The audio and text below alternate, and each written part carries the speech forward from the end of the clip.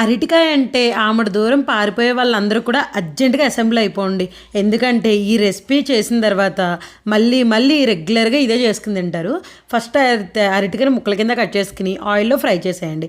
అందులో కొంచెం ఆయిల్ తీసేసి అందులో పచ్చెనపప్పు, మినప్పప్పు, జీలకర్ర, ధనియాలు మంచిగా ఫ్రై చేసుకుని కరివేపాకు, ఎండుమిర్చి కూడా వేసి కొంచెం చింతపండు కూడా వేసేసి అందులో అల్లం వెల్లుల్లి కూడా వేసి మెత్తగా గ్రైండ్ చేసేసుకోండి. ఇప్పుడు ఆనియన్స్ కొంచెం ట్రాన్స్పరెంట్గా ఎగిన తర్వాత అవి కూడా వేసేసి కచ్చపిచ్చగా గ్రైండ్ చేసుకుంటే సరిపోద్ది. ఇప్పుడు అదే మూకుల్లో ఇంకొంచెం ఆయిల్ వేసి ఆల్రెడీ ఫ్రై చేసుకున్న అరటికాయ ముక్కలు వేసేసి గ్రైండ్ చేసిన పేస్ట్ మొత్తం వేసేసి ఉప్పు, కారం, పసుపు కూడా వేసేసుకుని ఒకసారి మంచిగా తిప్పేసుకోండి. ఒక 5 నిమిషాలు అలాగే మీడియం ఫ్లేమ్ మీద మగ్గనివ్వండి.